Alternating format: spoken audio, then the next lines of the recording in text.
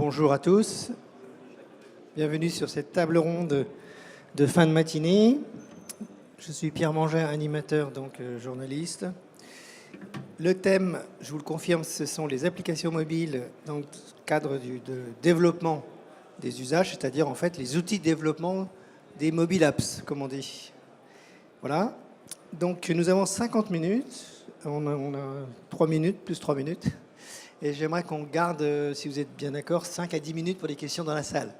Alors ne soyez pas timides, ne soyez pas timides. Il y a 5-10 minutes pour vous, pour les questions. Donc le sujet, les mobile apps, comment ça se développe aujourd'hui. Donc chacun va se présenter. Mais je dirais que globalement, ce qui est bien, c'est que dans le panel, nous avons à la fois des gens qui développent du hardware et du software, voire les deux.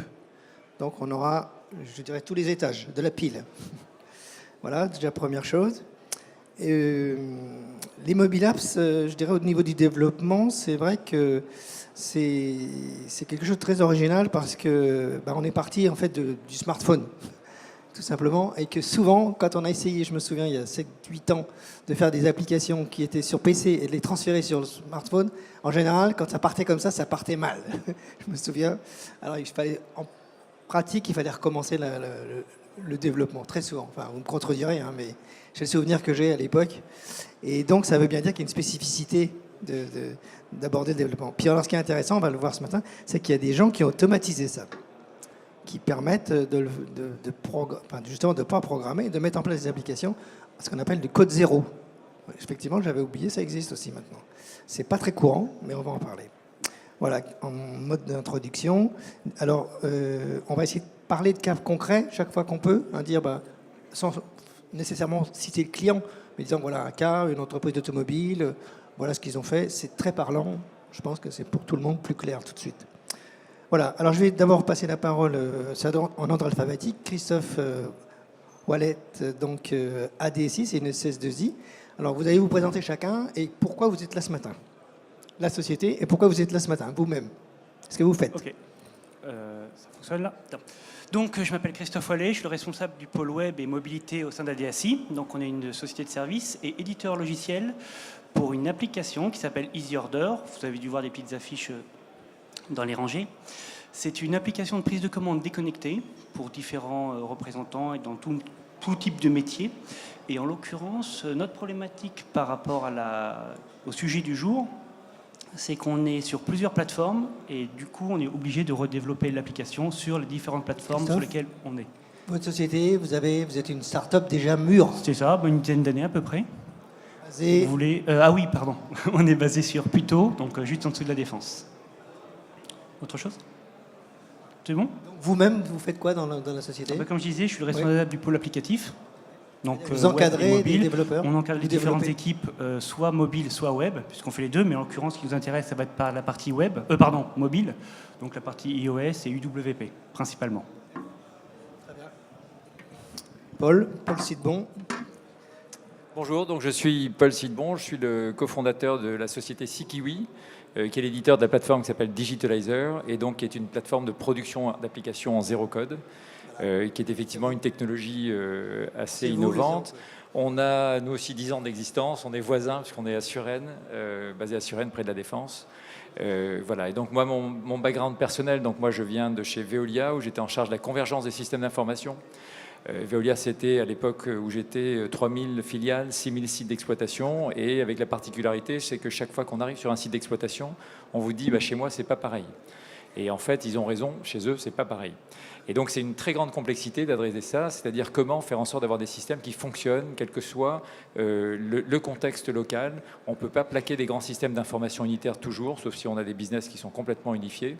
Et donc, ça, c'est une très grande complexité. Et on a construit cette plateforme logicielle pour répondre à cette complexité-là, pour dire, effectivement, on ne peut pas plaquer des systèmes unitaires, il faut être en mesure de permettre à des sites d'exploitation ou à des filiales ou des entités, des régions, des divisions de paramétrer et de produire des applicatifs sans avoir besoin de mettre des équipes de développement derrière. Voilà. Et donc Digitalizer, c'est ça. Ça permet de répondre à ces besoins de création d'applicatifs web, smartphone, iOS, Android, sans nécessité de coder et donc avec des délais de livraison qui peuvent être aussi réduits que 1 heure. Voilà. Très bien. Alors, notre intervenant suivant, c'est Green Spector, Thierry. Oui, bonjour à tous, je m'appelle Thierry Lebouc, je suis le dirigeant fondateur de Green Spector. On est une start-up basée à Nantes, on existe depuis 8 ans et on travaille sur ce qu'on appelle l'éco-conception du logiciel. Comment on fait en sorte qu'un logiciel, quand on le fabrique, consomme moins d'énergie, moins de ressources dans sa phase d'usage. Ça permet effectivement derrière de piloter cette exigence tout au long d'un projet, ce qu'on appelle l'exigence non fonctionnelle d'un projet, la performance d'usage sous contrainte. Et en mobilité, on voit tout de suite effectivement le sujet de la contrainte, c'est que si on ne prend pas en compte la consommation de ressources en mobilité, on va probablement se retrouver confronté à des problèmes de latence. Voilà, si on ne maîtrise pas bien son réseau, si on fait passer beaucoup de données, on va avoir des temps de réponse qui ne vont pas être très bons. Mais c'est aussi bien sûr des problématiques liées à l'autonomie. Si vous utilisez beaucoup de ressources sur votre mobile, sur votre tablette, et que vous êtes en mobilité avec la contrainte de recharge, probablement vous allez avoir des problématiques qui sont liées à l'autonomie. Donc mon background est plutôt effectivement le pilotage de gros projets dans des grands groupes. Et un jour, j'ai monté cette société en voulant croiser ce sujet on va dire, du projet, du numérique, avec des valeurs du développement durable pour voir comment on pouvait intégrer cette dimension auprès des développeurs. Dans vos ressources, vous avez des outils d'autodécouverte, c'est ça? Vous voyez l'environnement, vous voyez évidemment l'autonomie, par exemple, la batterie, mais l'environnement, le réseau, par exemple, c'est ça? Alors, on va finalement mesurer la consommation de toutes les ressources associées à un run de quelque chose, un écran, une page, tout ce qu'on veut sur un smartphone, une tablette, un poste de travail, qui va permettre derrière de remonter toutes ces ressources qu'on utilise, ces données qu'on échange, ces requêtes qu'on envoie, ou la consommation énergétique de CPU, de mémoire, enfin toutes les métriques finalement de performance ou de consommation de ressources. Donc, y compris la latence, le temps de réponse. Le temps de réponse, bien sûr, est un sujet. On ne peut pas se dissocier, effectivement, de dire on ne consomme pas beaucoup. Il faut aussi que ce soit performant. Donc, on a aussi parfois des compromis. Parfois des compromis, mais quand on travaille la performance, on se rapproche quand même de faire attention à la consommation de ressources qu'on peut avoir derrière. Voilà. Merci. Arnaud Fergan, bien connu, Rayonnance. Bonjour à tous. Fidèle du salon. Fidèle du salon, 16e année. Donc Arnaud Fergan, donc je suis en charge de Rayonnance. On est un des principaux spécialistes en France sur tout ce qui est développement et mise en place d'applications mobiles pour les entreprises. À travers quelques verticaux, on équipe tout ce qui est transport et logistique, tout ce qui est field force service, donc technicien de maintenance, chef de chantier, contrôleur qualité, auditeur, et tout ce qui est vendeur dans les magasins, dans le retail. Donc nous, c'est du développement sur mesure. Alors, on ne part pas de la feuille blanche, mais on a des briques, mais on fait du développement sur mesure, connecté sur des projets d'au moins 50-100 utilisateurs, jusqu'à plusieurs centaines ou plusieurs milliers. Et on connecte au système d'information de l'entreprise, que ce soit un ERP, du SAP, de l'Oracle. Et vous faites directement le lien entre le hard et le software. Voilà, c'est-à-dire qu'on a l'activité également. Donc on a une solution complète. Voilà, on est intégrateur global, c'est-à-dire on fait le développement logiciel, on conseille sur le matériel, on fournit le hardware et on l'infogère. Donc on va pouvoir proposer une offre globale de mobilité. Voilà. Ça ne vous interdit pas de discuter, par exemple, avec notre panel? Bien sûr, oui, tout à fait. C'est-à-dire que nous, on apporte des solutions verticales sur des grands secteurs d'activité. Et après, on a aussi une activité de hardware où on fournit du hardware à des gens qui ont fait développer des applications ou qui ont choisi des logiciels du marché qui correspondent bien à leurs besoins. Et dans ce cas-là, on va intervenir sur la brique hardware et aussi MDM, gestion de terminaux à distance et autres. Le but, c'est de pouvoir soit intervenir globalement de A à Z sur un projet mobilité sur du grand compte essentiellement ou des grosses PME, soit intervenir sur certaines expertises sur d'autres projets.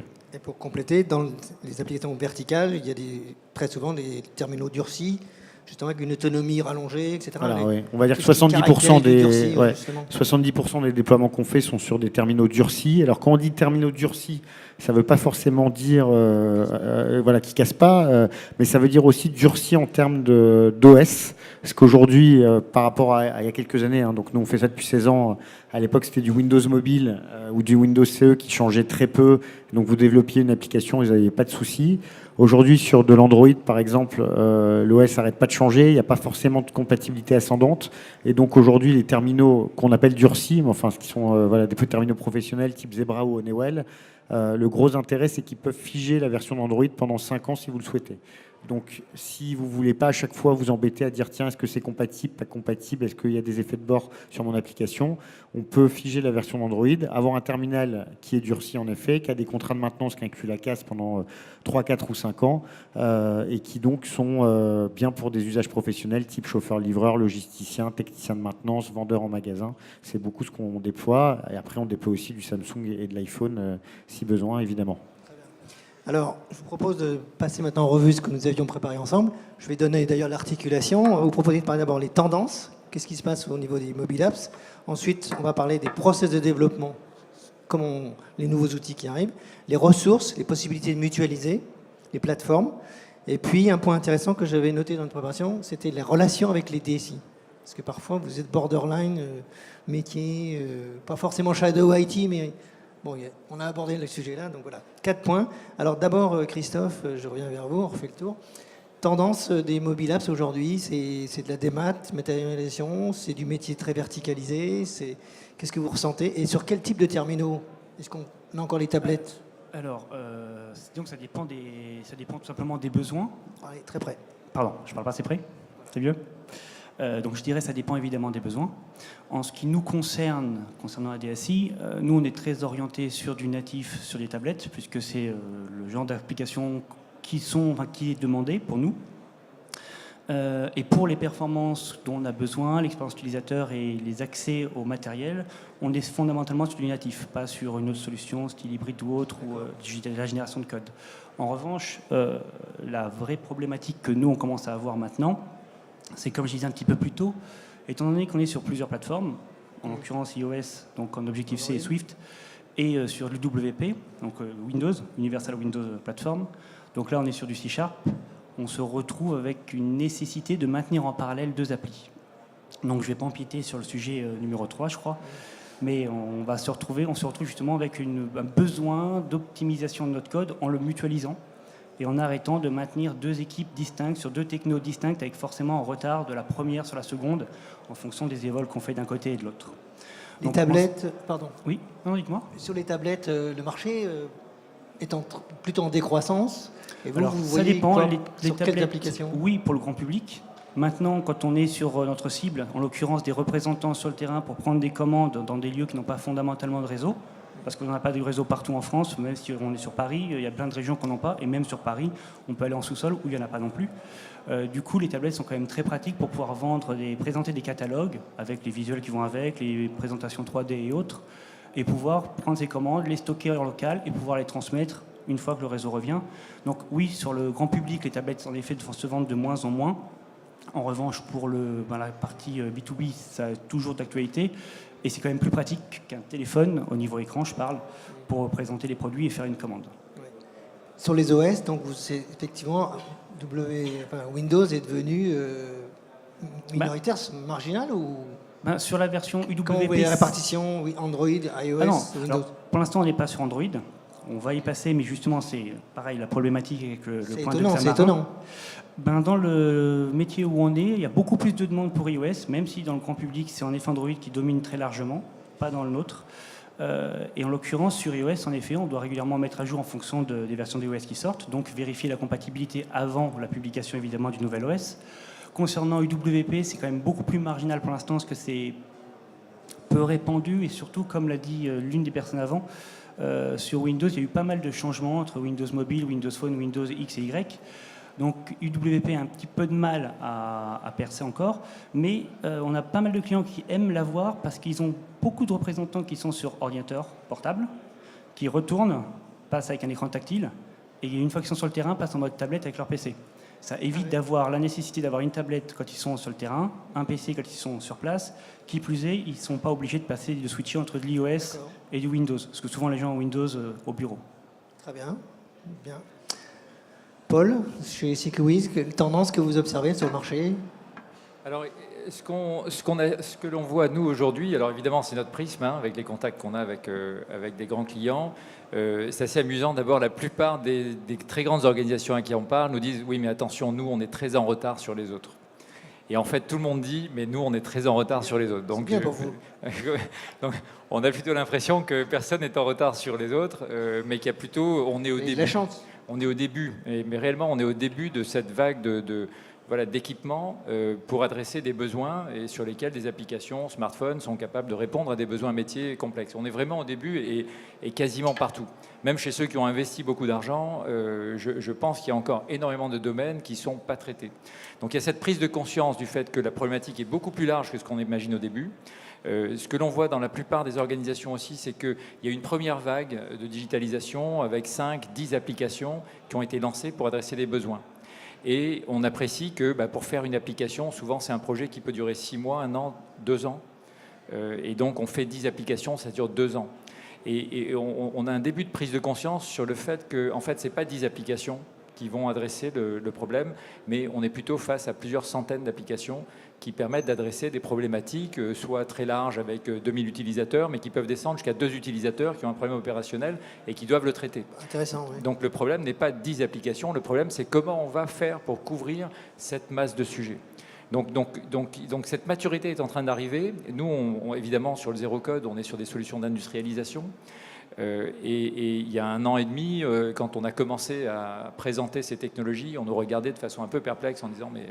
Et alors qu'aujourd'hui, quand on en parle, il y a une écoute qui est extrêmement attentive. Je confirme, témoignage de la Poste hier, 80 services ils ont identifié pour le facteur à la Poste. 80 services, voilà, MobileOps. Et ça n'est que le facteur. Alors que la Poste, c'est des dizaines de milliers de personnes qui font autre chose que livrer des colis. Donc il y a cette prise de conscience maintenant sur la très grande étendue. Et aujourd'hui, il y a une vraie visualisation de cet objectif. C'est comment on va faire pour adresser tous ces cas qui sont aussi complexes et aussi presque individualisés. Et voilà. Et donc ça conforte un peu des approches que nous on porte sur justement l'industrialisation, la simplification de la maintenance, embarquer tout le monde sur des plateformes communes pour éviter le shadow IT. Alors je ne sais pas si le shadow IT faisait partie de cette question, si c'est après. C'est la dernière. C'est après, d'accord, c'est après, donc on y viendra après. Oui. Mais voilà, donc on voit cette évolution. Je pense qu'il y a la plupart des grands groupes, sauf peut-être ceux qui sont sur des processus qui sont très unifiés. C'est-à-dire que toutes les entités ou toutes les agences ont le même process, utilisent le même logiciel et terre entière, tout le monde est sur un système unique. Bon, là, évidemment, la problématique n'est pas la même, alors que dans beaucoup de groupes, c'est, oui, on fait des acquisitions, ils n'ont pas le même ERP, ils n'ont pas le même environnement client, la réglementation n'est pas la même, ils travaillent en allemand, ou ils travaillent en italien, ou ils travaillent en japonais. Et donc, comment je fais pour dégager des synergies, finalement, sur des projets qu'on va créer ici, et des projets qui vont se faire en Allemagne, et des projets qui vont se faire au Japon. Donc, ces dimensions-là commencent à être intégrées. Ok, on se repasse la parole. Thierry Bouc sur les tendances. Je vais prolonger ce que tu viens de dire, en fait, parce que nous, effectivement, on remarque cette professionnalisation, cette industrialisation des processus. On a l'impression qu'on a eu une première époque dans la mobilité où on a fait alors pas du quick and dirty, mais quelque chose sur lequel on développait de l'application.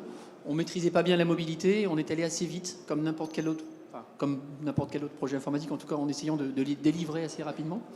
Et on n'avait pas forcément mis en place l'assurance qualité, tout ce qui va autour finalement de ces projets en mobilité, ni même les contraintes qui sont derrière. Et là, on voit qu'effectivement, on professionnalise, on voit de plus en plus de mobile factory qui se développent chez nos clients. On voit de plus en plus de professionnalisation sur l'ensemble des phases du développement du projet, y compris dans le testing, qui n'était pas non plus le point fort de toute la phase de conception et puis derrière de qualification sur les appareils. Des applications. Donc on voit que tout ça est en train de se structurer et on voit de plus en plus, effectivement, c'est là où je rejoins, de groupes qui ont développé dans différents pays pas mal d'applications avec des technos différentes, des architectures différentes, des choses très très hétérogènes qui sont en train d'être récupérées pour finalement mutualiser des moyens de développement, des moyens de contrôle, des moyens de gagner dans la maintenance, la maintenabilité des applications. Donc on voit que tout ça est en train de se structurer. Je pense qu'on n'est qu'au début néanmoins. C'est pour ça que la maturité n'est pas encore de mise et que voilà, c'est des sujets qui se travaillent aujourd'hui, qui sont en train de se mettre en place. Arnaud, petite synthèse sur les tendances, qu'est-ce que vous observez? Les tendances, nous, on développe avant tout des applications métiers qui, comme je disais, sur des grands verticaux. Donc les tendances, c'est de mettre l'utilisateur au cœur du besoin, de savoir déjà sur quel terminal il faut aller, parce que c'est un point important. Est-ce qu'on part sur un smartphone, un PDA durci, une tablette? En termes d'ergonomie, c'est important, parce que vous pouvez faire le meilleur logiciel, si l'ergonomie du matériel ne correspond pas, ça va pas aller. Et ensuite, c'est bien voir quels sont les grands process à dématérialiser et à intégrer ça dans le système d'information. Donc, pour nous, c'est pour ça que... Justement, sur durci, tablette, smartphone, ou les tablettes, ça chute ou pas, ou ça, dans le professionnel? Ça dépend. Enfin, nous, c'est vrai qu'on déploie 80% plutôt du form factor smartphone et PDA plutôt que la tablette. On va mettre de la tablette quand il faut avoir de la cartographie, de la vidéo, beaucoup de photos. Mais sinon, c'est clair que ce qu'on déploie le plus, c'est ce qu'on appelle de la phablette, entre 5 et, enfin, on va dire 4 pouces 5 et 6 pouces. Où on va avoir un form factor type smartphone en termes d'utilisation et non pas en mode portrait et en mode paysage, je veux dire. Et aujourd'hui, c'est plutôt ça. Après, ça dépend qu'est-ce qu'on doit dématérialiser et comment l'ergonomie va fonctionner. Mais c'est vrai qu'on parle là de mode de développement. Pour nous, c'est vraiment, comme on dit, des projets de conduite du changement. On met l'utilisateur au cœur du projet, à la fois en termes d'ergonomie de matériel et en termes de développement d'application. Il faut que ce soit simple, ergonomique et que ça s'intègre bien dans le système d'information. D'accord. Alors, on va enchaîner tout de suite effectivement sur les options, les alternatives pour les outils de développement, les plateformes de développement. Vous avez quel spectre? Vous couvrez quel mode de développement? Vous êtes dans le mode classique? Alors nous, donc, on développe... les retours d'expérience qu'on a, donc ça fait 16 ans qu'on développe. Avant, on développait que sur la plateforme Windows, donc on développait en .NET. Quand on a vu arriver toutes les plateformes arriver, comme vous disiez, bon, le but c'était de dire on va pas forcément coder dans chaque plateforme, surtout qu'on a des clients aujourd'hui qui veulent être sur 2 voire 3 types de terminaux. Typiquement, on équipe beaucoup de chauffeurs-livreurs. On va équiper, par exemple, je sais pas moi, on a ça chez Intermarché, on a 2000 chauffeurs-livreurs avec des PDA Windows et on équipe aussi leurs sous-traitants en Android et iOS. Bon, on va pas faire 3 applications parce que sinon on va pas s'en sortir. Maintenant, clairement, on ne croit pas à l'hybride ou au web parce qu'il y a les problématiques de réseau qu'on évoquait tout à l'heure, il y a les problématiques même quand on a du réseau de temps de réactivité, parce que si vous êtes en online, que vous devez avoir du réseau, lancer un appel temps réel vers le système d'information, récupérer l'information ou autre, même si dans vos bureaux vous pensez que c'est bien, quand vous êtes en usage terrain, les utilisateurs trouvent que c'est trop long, ils sont face à un client, ils sont face à une livraison, ils n'ont pas le temps d'attendre. Donc clairement, nous on est pour du natif. Après, 2 possibilités. Soit je fais du natif dans chaque plateforme, donc je vais faire de l'Objective-C ou du Swift sur iOS, du Java ou autre sur Android, du .NET sur Microsoft. Bon, c'est bien, mais si on veut faire 2 ou 3 plateformes, c'est embêtant. Et puis surtout, aujourd'hui, on ne sait pas quelles sont les tendances du marché. C'est-à-dire qu'on disait pendant des années, il n'y avait que Windows. Maintenant, aujourd'hui, on a Android, on a Windows qui essaye de revenir sur les tablettes, on a iOS. Donc c'est important aussi d'avoir, surtout si on développe une application métier lourde et riche, qui puisse être portable sur une autre plateforme dans 2 ans, dans 3 ans, dans 4 ans, en fonction des tendances, et pas de tout rejeter. Donc chez Rayonnance, on a choisi maintenant depuis près de 5 ans la plateforme Xamarin. Donc on a été les premiers en France à la choisir. C'était pas connu du tout à l'époque. Et maintenant, ça a été racheté par Microsoft il y a 2 ans, et on a beaucoup de nos clients qui nous demandent spontanément du Xamarin. Xamarin, c'est du .NET. Avec hybride, justement. Voilà. Alors maintenant, c'est une brique de Visual Studio, mais avant, en tout cas, c'était un studio de développement qui fonctionnait en .NET, qui maintenant est intégré dans Visual Studio de Microsoft et qui va générer du code natif Android et iOS. Et comme c'est du .NET, ça va aussi fonctionner en Windows. Donc, ce qui est très intéressant, c'est que vous pouvez mutualiser à peu près 70% du code, qui est tout ce qui est règles de gestion, appel à la base de données, synchronisation sur les 3 plateformes. Et on va refaire à chaque fois juste la partie ergonomie, puisque clairement, un Windows ne va pas fonctionner de la même manière qu'un iOS ou qu'un Android. Et on va refaire la couche ergonomique, mais également dans le studio Xamarin. Donc ça vous permet de mutualiser. Universel. Voilà, c'est une plateforme voilà, on peut dire ça alors, middleware, pas forcément, mais c'est une plateforme de développement universel qui va permettre de mutualiser à peu près 70% du code. Ça génère du natif, donc c'est très performant. Et vous pouvez personnaliser la couche ergonomique. Derrière, c'est du C, on disait tout à l'heure, c'est du C ouais, enfin, en tout cas, on développe en C# à l'intérieur. Ensuite, ce qui est intéressant aussi, c'est que tous les grands constructeurs de terminaux, que ce soit Apple, Samsung, les constructeurs de PDA durci type Zebra, Honeywell ou autres, ont intégré dans Xamarin leur SDK. Donc, vous pouvez vraiment développer 99,9% de votre application dans le studio sans aller dans des SDK différents. Donc aujourd'hui, on a choisi ça il y a 5 ans. Et 100% des applications qu'on développe chez Rayonnance, aujourd'hui on a plus de 300 applications métiers déployées sur des flottes, comme je disais, de 50 à notre plus gros parc, c'est 7000 utilisateurs, sont développées en Xamarin depuis 5 ans. Christophe, confirmé, c'est le bon choix? C'est ce que j'allais dire. En fait, il me prenait de court. Enfin, à part que je l'appelle Xamarin, moi, mais c'est exactement la solution justement qu'on a étudiée de notre côté, puisqu'on a la problématique qu'évoquait mon collègue avec le principe d'avoir de l'Objective-C d'un côté et du Swift pour iOS, et en face, pour nous en tout cas, du WP. Et du coup, on n'avait plus envie d'avoir ces deux applis en parallèle, donc on avait fait une étude sur Xamarin, voir ce que ça valait. Au niveau des tests, perf, façon de travailler, c'est idéal. Tout ce qu'il a dit sur l'IDE, c'est exactement ce qu'il nous fallait. Donc, on est en train de réfléchir à savoir comment on va faire la migration, puisqu'actuellement, on a une version UWP qu'on peut réutiliser en partie pour faire la migration vers Xamarin, puisque ça va être justement pour la partie métier la même base et le même type de langage. En revanche, c'était plus sur le pourcentage de réutilisation, où de notre côté, on a une vision un petit peu différente, pas incompatible accessoirement. C'est-à-dire que dans notre appli, on ne veut pas que sur les plateformes, que ce soit iOS, Android ou Windows, l'interface soit différente. Un petit peu, enfin, vous prenez une appli style Clash of Clans, quelle que soit la plateforme, elle a la même tête. Bon, même si c'est un jeu. Oui, quelle appli? Interface? Vous prenez différentes applis de jeux ou autres, vous verrez que quelle que soit la plateforme, elle a toujours la même tête, elle ne s'adapte pas forcément. D'autres, en revanche, ont plus pour but de s'adapter aux bonnes pratiques, on va dire, de chaque plateforme. En l'occurrence, pour Easy Order, ce qu'on voulait, c'est qu'elle ait exactement la même tête de chaque côté. Donc, dans Xamarin, on va plus se pencher sur une solution avec des formes dedans pour pouvoir, en plus, avoir la vue mutualisée, en plus de la partie métier, et ainsi avoir quasiment 90-95% d'un code commun entre les deux. Et ainsi pouvoir faire un développement unique pour toutes les plateformes. En plus de ça, au niveau ressources, c'est plus pratique. On se retrouve avec des mêmes développeurs sur les mêmes types de langages, donc c'est plus efficace. Et enfin, on n'a pas le problème que j'évoquais un petit peu plus tôt de latence entre le moment où on met en place une plateforme et après l'autre plateforme à redévelopper si on n'a pas assez d'équipes pour pouvoir tout faire en parallèle. Donc en l'occurrence, sur tout ce qui est Xamarin et autres, je suis tout à fait d'accord avec ça.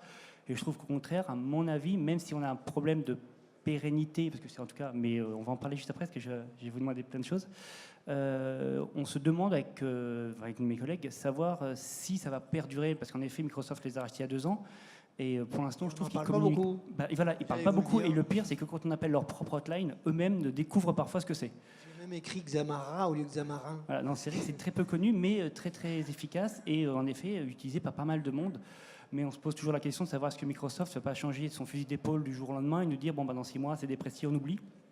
Parce qu'en l'occurrence, si on part sur cette techno, c'est pas fait pour faire marche arrière 8 mois plus tard, vu la charge de travail qui va se compter en l'occurrence en plusieurs centaines de jours hommes.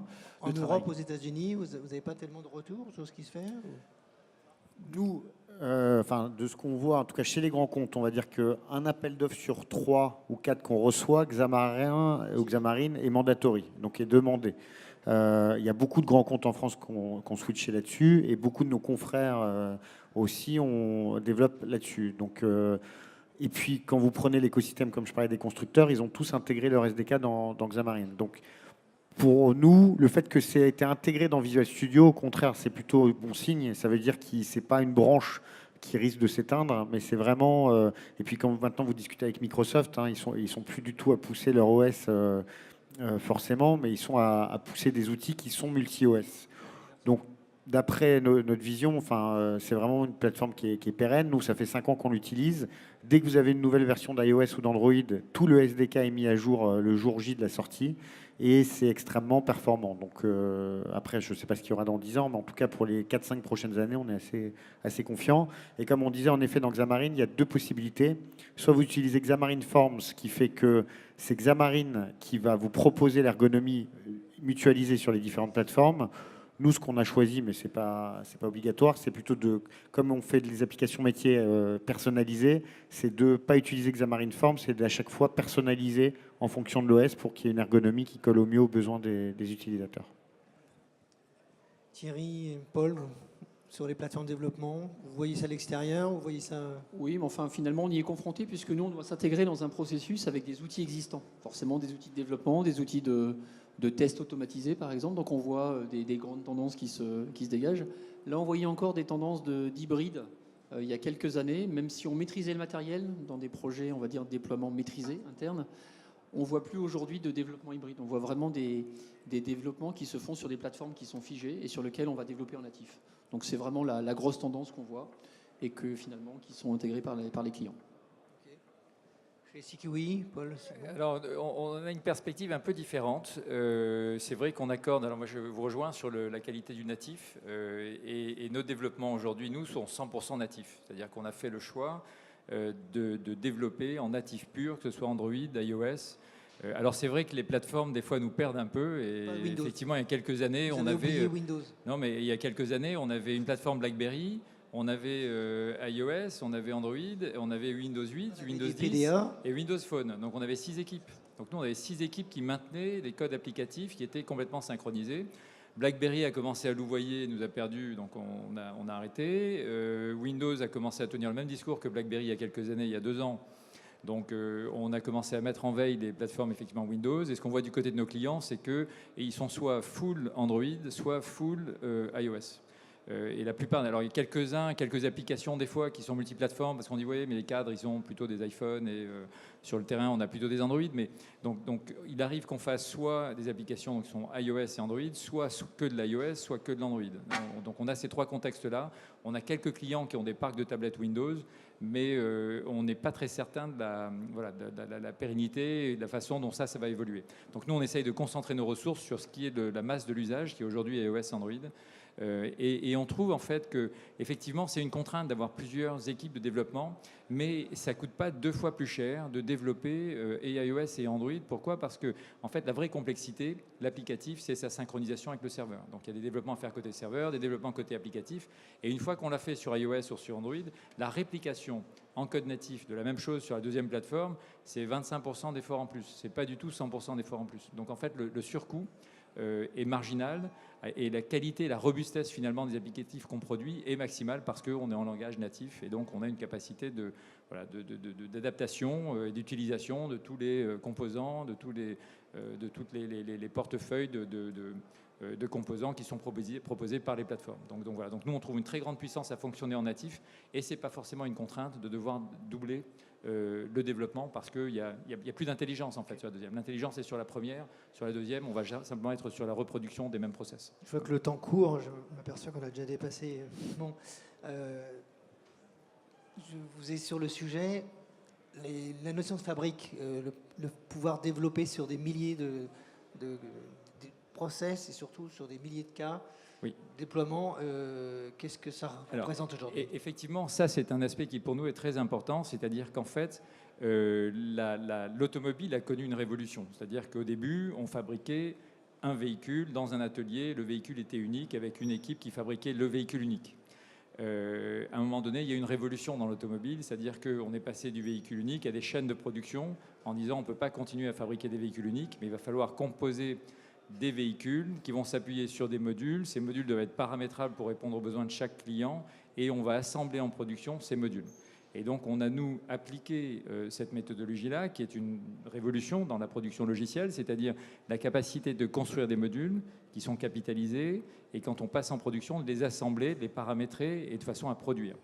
Donc, alors évidemment, ça repose sur la mise au point d'un très grand nombre de modules. Et nous, on a attendu d'avoir plusieurs. On est à près de 300 modules logiciels aujourd'hui qui nous permettent de passer en production et qui permettent de faire de la production zéro code. C'est-à-dire que quand on produit un logiciel, on est en zéro code. Donc, on va très vite. On est au plus proche de l'utilisateur. Il n'y a pas de défaut. Quand on produisait en zéro code, il n'y a pas de défaut, il n'y a pas d'erreur. Et on va mutualiser tous les aspects de maintenance, de développement, de production. Donc ce sont des systèmes extrêmement puissants qui permettent... Alors évidemment, il y a des moments où on code, c'est-à-dire que quand on crée un module, on va coder ce module. Donc il y a toujours du développement très important, mais le module va rejoindre la plateforme et donc il va être capitalisé. On va pouvoir mutualiser ce module avec l'ensemble des autres modules et immédiatement, on va pouvoir distribuer en français, en anglais, en allemand, en italien, en espagnol, en chinois, des modules logiciels qui répondent à des besoins métiers. Donc voilà. Donc c'est une transformation un peu du mode de production et qui permet d'augmenter en continu une capacité de production logicielle. Voilà. Christophe, là-dessus, est-ce qu'on peut industrialiser à votre échelle ou est-ce que c'est encore trop loin ? On n'est pas trop dans la même logique puisqu'on ne fait pas différentes applis pour différentes personnes, mais c'est la même appli qui est mutualisée pour toutes les personnes. Vous allez sur l'App Store, vous tapez Easy Order, vous la trouverez. Vous allez sur le store de Microsoft, vous la trouverez. Et pour chaque client qui a chaque ERP, à tous, ils ont un ERP différent derrière, c'est la même appli qui fonctionne. Donc on n'a pas la possibilité de réutiliser pour une autre appli ce qu'on a fait sur la première, parce que de toute façon c'est la même qui travaille pour tout le monde. Donc on est toujours obligé de redévelopper les nouvelles fonctionnalités qu'on va rajouter et qu'on publie tout simplement. Là c'est une problématique qui est différente entre mon voisin et moi-même, où d'un côté il y a plusieurs applis, donc le développement sur la première peut être récupéré pour les suivantes. En gros c'est un concept de bibliothèque réutilisé dans les autres codes tout simplement. Alors que de notre côté, comme on n'a qu'une seule appli qui elle se paramètre et s'adapte en fonction des besoins clients, on n'a pas la possibilité de le réutiliser sur une seconde appli qui de toute façon ne serait pas du tout dans le même domaine d'activité ni pour le même métier. Il y a un concept qui est très à la mode dans le développement, c'est le conteneur. Est-ce que ça peut s'appliquer quelque part, le concept d'avoir l'OS, des modules par OS ou est-ce que... Non, ça vous... Non, on n'est pas sur le même registre. Vous parlez peut-être du fait de pouvoir... ce qu'il y avait il y a quelques années, mais votre voisin justement a coupé court à ça. C'était le fait à l'époque d'avoir de l'hybride où les gens, ce qu'ils faisaient, c'était souvent un container natif sur les OS dans lequel on mettait des WebView, en gros un site web. C'était pour faire court un navigateur, très moche, lent, inefficace, mais ça permettait d'avoir une petite icône sur chaque téléphone et avoir l'illusion de croire qu'on avait une appli. Mais ça, c'est comme vous disiez votre voisin, ça coulait. Nous, on a remplacé beaucoup de clients qui étaient partis sur de l'hybride il y a quelques années, qui ont fait machine arrière. Et clairement, on voit plus de projets qui se lancent en hybride, et deux, les grands projets qui étaient connus, qui étaient en hybride, se sont arrêtés. Donc clairement, après que ce soit de la Xamarin ou du natif directement, ce qu'on conseille, c'est vraiment de partir sur du natif et pas de faire de... C'était pas aussi tranché il y a 2 ans, je me rappelle, mais... Ouais. En tout cas, pour répondre à votre question, la logique container est exactement ce qu'on utilise dans une logique d'usine applicative. Donc c'est effectivement une logique de containerisation de modules logiciels qui derrière peuvent être assemblés à la volée en production. Donc ça répond exactement à ce... Un petit retour d'expérience concret sur le terrain, où on a finalement, on avait dans l'ingénierie logicielle de ce grand groupe, le découpage applicatif des modules en vue d'une réutilisation pour différents métiers de ce grand groupe, et qui avait développé en hybride. Donc effectivement, quand on chargeait à un moment donné sur certains métiers jusqu'à 30 ou 40 modules sur une tablette, on s'apercevait qu'en prenant de la ressource, on va dire en mémoire, en CPU, mais surtout en mémoire, puisqu'on chargeait tout un environnement virtuel, on va dire web, sur la plateforme, on avait besoin de 80 mégaoctets en mémoire. Et quand vous multipliez par 30 APK, on va dire, qui vont tourner sur votre système, vous voyez tout de suite que vous arrivez aux 2 gigas facilement, et ce qui fait que vous avez des instabilités, vous êtes complètement en dehors des scopes, des matériels qui vont être capables d'assumer cette puissance. Ou alors vous êtes obligé d'upgrader très vite et vous tombez dans des grosses difficultés. Donc effectivement, la réutilisation est intéressante, mais il faut faire attention à ce que la ressource soit maîtrisée pour tous ces modules qui vont partager une même plateforme. Non, c'est parfaitement exact. Et à ce point d'ailleurs, sur ce sujet, puisqu'on parlait de matériel tout à l'heure, nous on a constaté dans des environnements industrie 4.0 où il y a des besoins d'incorporation par exemple de référentiels. Et donc vous chargez en simultané des référentiels qui font 20-30 000 lignes et en local sur un terminal, de façon à ce que le local, lui, puisse les traiter, faire des traitements et donc proposer aux utilisateurs l'utilisation de ces référentiels. On se rend compte qu'il y a des différences en temps de réponse qui peuvent aller de 5 secondes sur des processeurs récents avec des bons niveaux de mémoire jusqu'à 40 secondes sur des processeurs un peu plus anciens. Et donc ça veut dire que dans les choix de matériel, ce dont on parlait tout à l'heure, alors effectivement on trouve beaucoup de phablettes et c'est vrai que c'est un format très, très utilisé en opération, mais la puissance de calcul, c'est-à-dire que la capacité du processeur et la mémoire du téléphone sont des facteurs à prendre en compte dans une logique d'utilisation de plus en plus poussée de services sur smartphone. Voilà, on achète les smartphones, on fait l'investissement, c'est pour 4-5 ans. Les applications complexes vont émerger dans les 2-3 ans qui viennent, où on va consommer de la donnée un peu lourde et où il est important que l'utilisateur, quand il ouvre, il lance son application, il n'attende pas 60 secondes pour que le système permette de mettre les calculs et les formulaires à disposition. Typiquement de l'image, voire de la vidéo, c'est ça aussi? Par exemple, mais même le traitement big data, voilà, mais même le traitement big data, de plus en plus, on voit qu'on projette vers le terminal de l'opérateur des traitements big data, donc il faut de la capacité de calcul localement. Voilà, donc c'est voilà. Enfin... Bien. Eh bien, le temps court, il est déjà 12h42. Je m'oriente vers la salle, préparer des questions. Est-ce qu'il y en a déjà qui ont quelque chose qui les démange? Non? Oui, 2 questions. Est-ce qu'on peut passer les micros? Non, je vais le faire. Monsieur. Vous vous présentez très vite. Vous êtes plutôt développeur, plutôt client? Bonjour, plutôt des développeurs. Nous, on a commencé aussi le développement en 2004, donc sur les plateformes Windows PDA durci. J'avais deux questions aujourd'hui. Premier problème, c'est le problème des synchronisations des données quand on est sur des appareils mobiles et qu'on est en mode déconnecté, puisqu'on veut avoir les données à jour dans les deux sens. Donc, je voulais savoir un petit peu les uns et les autres quelles solutions vous mettez en place. Et puis, concernant le développement hybride où visiblement les gens resteraient plutôt sur du natif. Aujourd'hui, la plateforme Windows Mobile, elle est terminée. Je veux dire, même si les constructeurs vendent encore des terminaux Windows Mobile, ça s'oriente résolument vers Android. Et quand on est dans des cas durcis, livraison, entrepôt, etc., on est principalement sur l'Android. Donc, je veux dire, même le choix iOS, on ne va pas utiliser des iPhones dans les entrepôts ou sur. Donc, on reste aujourd'hui presque sur Android. Est-ce que c'est pas finalement la seule plateforme qui va perdurer? Je pense que Enfin, déjà, réponse. ouais. Pour parler de la synchronisation, ça c'est évidemment un point clé, parce qu'on a parlé de tout ce qui était front. Chez Rayonnance, on est éditeur depuis 16 ans d'une plateforme middleware de synchronisation qui s'appelle Harmony, qu'on met sur l'ensemble de nos projets et qui est en marque blanche dans beaucoup de solutions du marché. Donc c'est une plateforme middleware Windows 2IS, SQL Server ou Oracle qui se positionne entre le SI et l'application mobile, on-premise ou dans le cloud Azure, et qui va gérer tout ce qui est synchronisation différentielle des données. Donc on peut synchroniser des bases de plusieurs mégas ou plusieurs gigas sur le PDA ou sur la tablette. Et donc on va avoir une architecture 3 tiers, SI, middleware et application mobile. Donc ça marche en Windows Mobile, en Windows CE, en Android, en iOS, en Windows 10. Et c'est une plateforme dont on est éditeur depuis 16 ans et qui est vraiment clé pour gérer les applications offline. Après, sur ce que vous dites sur Android, oui et non. C'est-à-dire que, alors déjà, tout à l'heure, je parlais de transporteurs. Ces transporteurs, souvent, ils ont des sous-traitants. Et ce qu'on ne nous demandait pas à l'époque, c'est que les sous-traitants aient accès à l'application sans qu'on leur donne un PDA durci. Donc, ça veut dire qu'il faut être multiplateforme et pas que Android, puisqu'on a des sous-traitants et des livreurs qui vont avoir de l'iOS. Après, en PDA durci en logistique, en effet, actuellement, la tendance est Android. Il y a 2 ans, il y avait quand même encore Windows 10 mobile que Microsoft a arrêté. On ne sait pas forcément ce qu'il y aura dans 2 ou 3 ans, même si Android a une forte tendance. Et clairement, c'est pour ça que même quand les clients nous disent on veut que de l'Android ou que de l'iOS, on préfère partir en Xamarin. Je vais citer un cas qui est chez Orange. On déploie actuellement toutes les caisses mobiles chez Orange comme à l'Apple Store. Donc on a développé une application sur iPhone et iPad d'encaissement mobile connecté à de l'ingénico pour que tous les vendeurs Orange aient accès à de l'encaissement mobile quand ils viennent vous accueillir. Donc on a signé le projet il y a 3 ans, on a déployé que de l'iOS.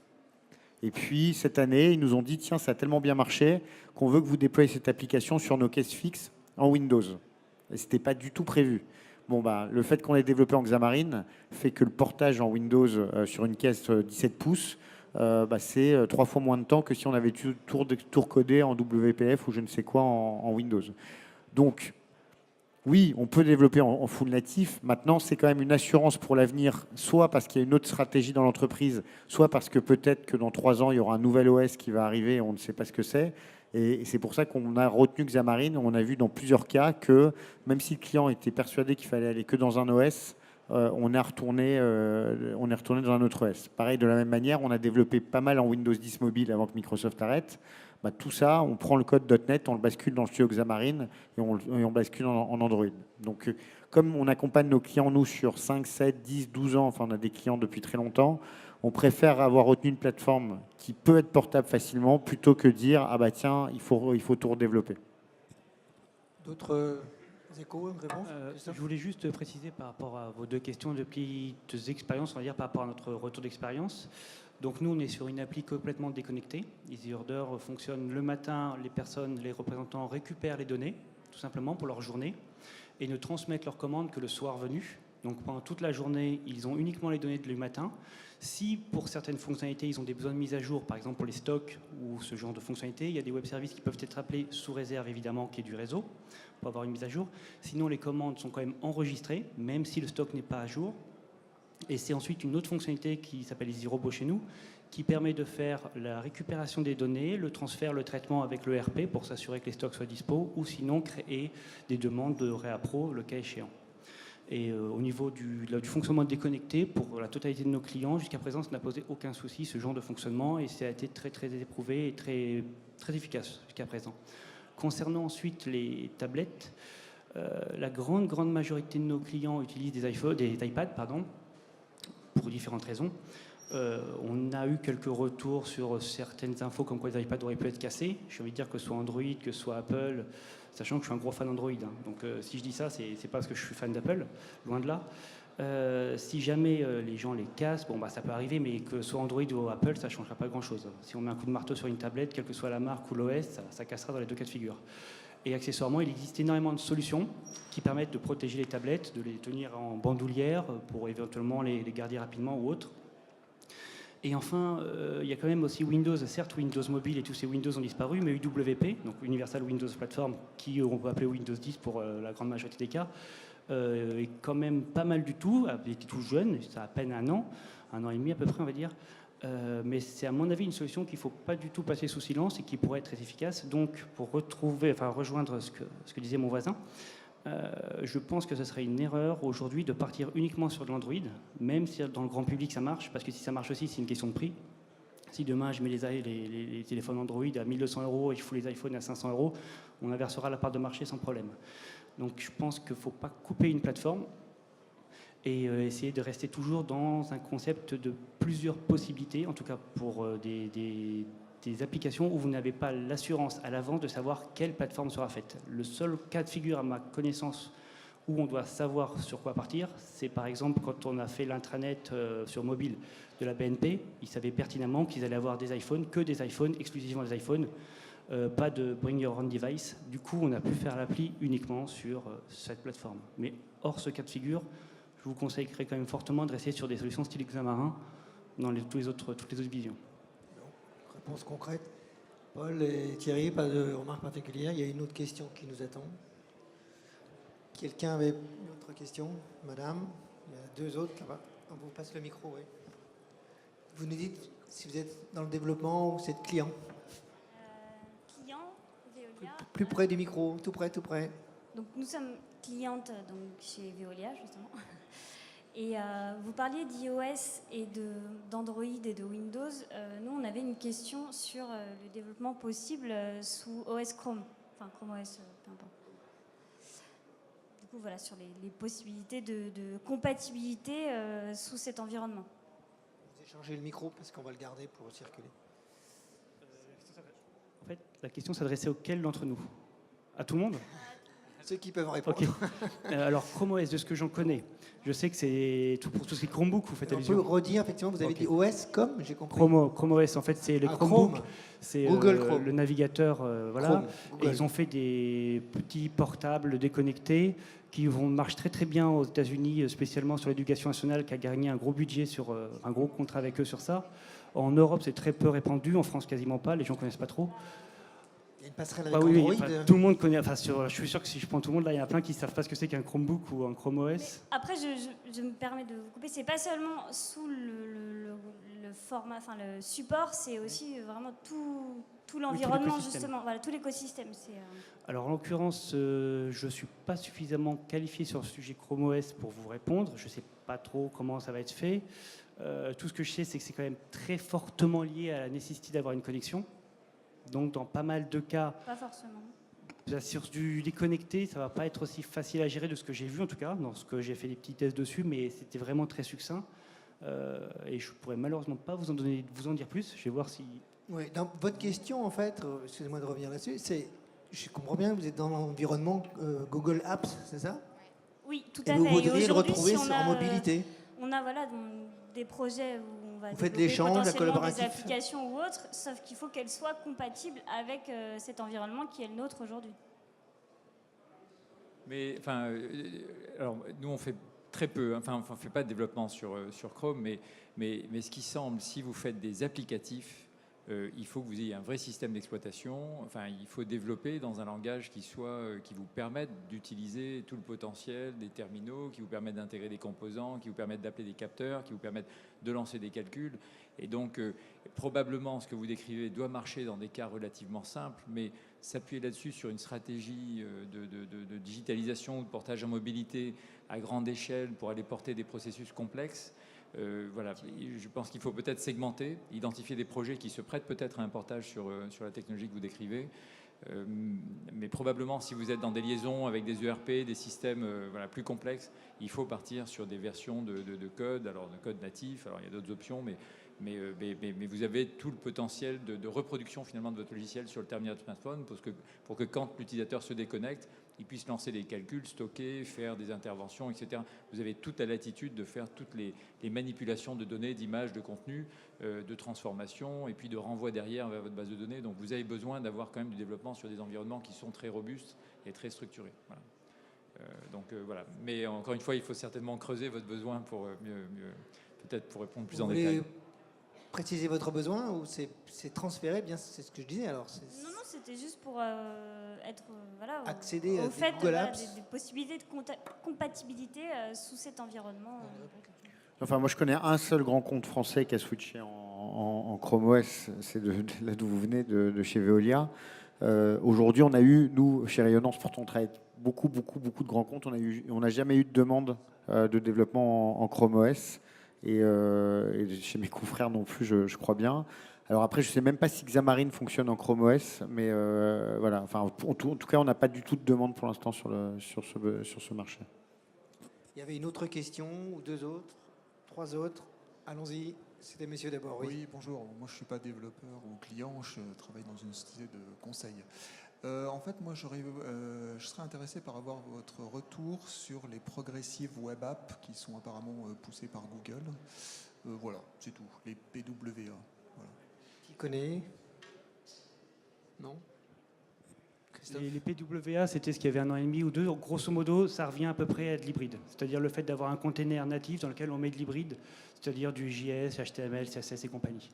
Et en effet, Google poussait ça. Il y avait même AliExpress que j'avais testé en appli installé, en PWA, et après via leur site mobile. Et en comparant les trois, j'avais remarqué que le PWA était très clairement le site mobile encapsulé dans une appli native. Et c'était côté performance, pas sans sas. Un peu plus de base de données de mémoire parce que ça stockait un peu plus d'articles ou mon historique que sur le site mobile. Ça mettait un peu de cache aussi pour éviter l'effet je parle au réseau, je passe en mode avion, je relance mon navigateur que j'avais miniaturisé où il y a un petit coup de latence avec la perte de site. Mais globalement, ça restait de l'hybride et ça valait pas le coup de natif. Pas de percée sur le marché, donc vous voyez pas. Ça reste la même problématique que l'hybride. On a juste mis un nom dessus PWA parce que c'était peut-être plus vendeur, j'en sais rien, mais ça reste la même techno derrière et ça reste quelque chose qui, à mon avis, c'est un avis totalement personnel, reste dépassé. Non. Une autre question, et puis une autre là, voilà. Monsieur, voilà. Vous êtes développeur, client, potentiel, acheteur? Ni l'un ni l'autre. Bonjour. Donc nous sommes dans le monde SAP. En fait, nous commercialisons des add-ons et des logiciels certifiés SAP, et notamment une plateforme de développement low-code pour SAP qui permet de faire du web et du mobile. Cette plateforme qui, par exemple, permet à la gendarmerie nationale de créer son portail RH. Du web, vous avez dit du web roaming? Web et mobile. Et mobile, voilà. Gendarmerie nationale, par exemple, les 100 000 gendarmes de France font leur demande de mutation, de congé, etc. via des applis mobiles qui sont créées avec cette plateforme. Donc, j'avais à la fois une remarque et une question sur laquelle j'aimerais que vous réagissiez. Il me semble que la problématique qu'ont les clients avec qui nous travaillons, et notamment les grands comptes, sont surtout des problématiques de ressources, c'est-à-dire des problématiques humaines. D'une part, on a beaucoup de difficultés dans ces groupes si vous voulez, nous avons souvent des développeurs back-end donc qui se connectent à l'ERP notamment, et ces développeurs-là n'ont pas les compétences pour développer des applications mobiles ou web. Et d'autre part, il est très difficile de trouver des développeurs, des compétences pour développer du mobile ou du web. Le marché du travail aujourd'hui est compliqué en France. Voilà. Donc, ce que je voulais dire, c'est qu'on a ces difficultés-là, et donc, à mon avis, c'est ça qui fait qu'on a besoin de plateformes de développement qui permettent de générer du low-code. Voilà. Oui. Alors, une partie de la réponse, peut-être, Christophe. Je réfléchissais parce que justement, nous, on est aussi intégrateur ERP, mais d'autres sociétés, Sage. Et en l'occurrence, jusqu'à présent, on n'a pas trop de difficultés pour récupérer des gens qui font du L4G, la partie dev côté ERP. Côté mobile, par contre, je suis d'accord en partie avec vous sur le fait que ça ne se trouve pas facilement. Je dirais plutôt qu'en France, toujours, si on est capable de mettre le budget avec, on trouve quand même pas mal de gens qui sont compétents dans les langages, que ce soit, si on fait de l'Android, du Java, du Swift et Objective-C côté Apple et C# pour la partie WP.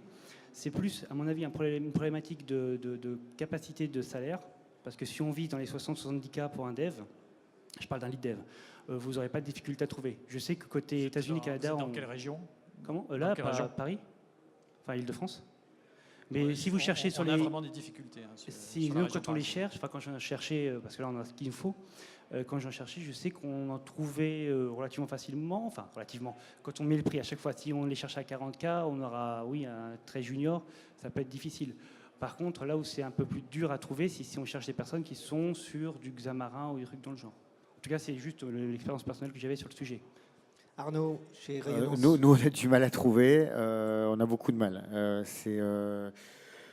Notamment en Xamarin, c'est très dur. Donc, on forme nous-mêmes les gens. En fait, on a une usine de formation. On prend des gens de .NET qu'on transforme en Xamarin et en mobilité. On ne trouve pas sur le marché des gens qui ont déjà fait du mobile comme on souhaite le faire. Donc, on prend les gens, on les forme pendant 6 à 9 mois et après, on espère qu'on puisse les garder.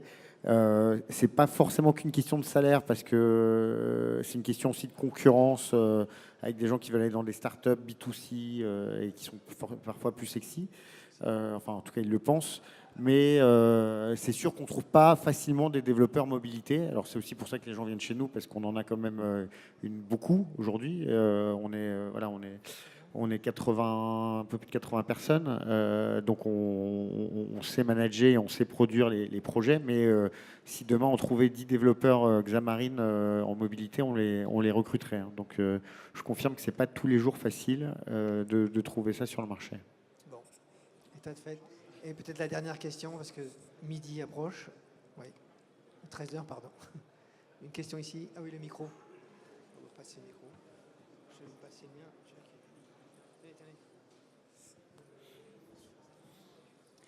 Bonjour, Julien, lead développeur mobile pour une société d'autopartage qui s'appelle Mobility Tech Green. Et j'avais une question concernant le test de vos applications mobiles, sachant qu'il y a beaucoup d'interfaces, différentes versions de l'OS, différents smartphones, notamment sur Android. Comment vous faites pour couvrir un maximum de smartphones pour vos tests ? Alors, je vais d'abord répondre pour nous et après je laisserai mes petits collègues. Nous, c'est pour ça qu'on développe des applications. On ne développe pas d'applications B2C comme vous en autopartage. Nous, on développe des applications métiers où on va cibler en général 1 ou 2 types de terminaux par client. Et c'est pour ça que tout à l'heure je parlais de figeage de la version d'Android. C'est justement, quand on développe des applications, on met des centaines de jours sur l'application métier en spécifique pour un grand compte. C'est pas pour changer de version d'Android tous les jours et pour être sur 40 terminaux différents. Donc nous, comme on fait des applications verticales, on ne fait pas l'application note de frais ou autre, mais vraiment on cible une population, on cible un terminal, une version d'OS et on essaye de ne pas la changer, ou si on la change, c'est voulu ensuite. Après, je sais, mais on ne l'utilise pas forcément, que dans Xamarin, vous avez toute une série de batteries de tests qui fait qu'on peut tester sur différents terminaux et différents OS. Mais en tout cas, nous, vu qu'on ne fait pas d'application qui doit être multi-OS, multi-terminaux, mais qu'on cible des verticaux, on n'a pas ces problématiques-là. Oui, nous, on apporte. Alors, effectivement, il y a des phases de testing importantes sur des applications. Alors, nous, dans nos environnements où on fait des usines logicielles, donc il faut que les applicatifs qu'on déploie soient compatibles avec un très, très grand nombre, un nombre de terminaux très large. Et en fait, on s'appuie beaucoup sur. Alors, des fois, ça amuse un peu, mais on fait du crowdsource testing. C'est-à-dire qu'on va faire, nous, des phases de testing internes sur différentes versions, etc. Donc, on essaie au maximum de stabiliser les applicatifs. Ensuite, on déploie. Quand vous avez la chance de déployer auprès de plusieurs dizaines de milliers ou plusieurs centaines de milliers de personnes, eh bien, vous avez forcément un flux d'informations retour sur éventuellement les éléments de bug. Et donc, en fait, la population utilisatrice est une source d'information aussi très importante qui permet d'intégrer des retours de non-fonctionnement ou de dysfonctionnement mineurs, plus importants, et derrière de résoudre et de repropager des versions qui répondent effectivement et qui, elles, sont compatibles et qui résolvent les problèmes qui ont été enregistrés précédemment. Donc, le fait d'avoir des populations importantes sur des versions de code qui sont plus ou moins unifiées permet d'avoir aussi cet enrichissement continu, cette amélioration continue sur la stabilité de votre code et sa compatibilité avec un très grand nombre de terminaux et de systèmes de versions de systèmes d'exploitation. Voilà. Bien. Nous, juste Thierry, oui. pour dire un petit mot, en fait, nous, on intervient finalement en complément des outils de testing de manière générale. On voit qu'aujourd'hui, en France, on a pas mal de retard sur le testing de manière générale, mais surtout enfin, sur la mobilité, où finalement, il y a très très peu d'entreprises qui sont vraiment bien équipées pour tester correctement les applications. Donc c'est des choses qui progressent, on est en retard, il y a eu des études qui ont montré que la France n'était pas le pays le plus... qui met des moyens aussi dans le test. Voilà. Nous, ce qu'on voit pas mal, c'est effectivement pour des outils qui sont sur plusieurs plateformes. C'est bien sûr des outils qui s'appuient sur bien sûr des outils du marché de type Appium, par exemple, en mobilité, avec des surcouches derrière, parce que le sujet dans le test, c'est pas uniquement de faire un test et de pouvoir le rejouer sur plein de plateformes, c'est aussi de les maintenir. Et quand vous avez une application qui bouge beaucoup, quand vous avez pas mal d'adhérence à des usages qui peuvent différer, vous avez intérêt à avoir un outil qui vous accompagne aussi dans ces changements et dans la mise à jour finalement de vos tests, dépendant parfois des plateformes, dépendant parfois de vos changements d'application. Donc voilà, il y a toute une stratégie aussi à mettre en place par rapport à ça. Ouais. Bien, je vois que le temps est écoulé. On aurait pu encore poser une ou deux questions. On a évoqué quand même les DSI tout à l'heure, mais le timing étant le timing. Je vous remercie beaucoup et je vous propose d'applaudir nos 4 intervenants qui ont été très concrets, très pragmatiques dans l'approche. Merci et bon appétit à tous et on se retrouve tout à l'heure pour la suite de notre cycle de conférences. À tout de suite.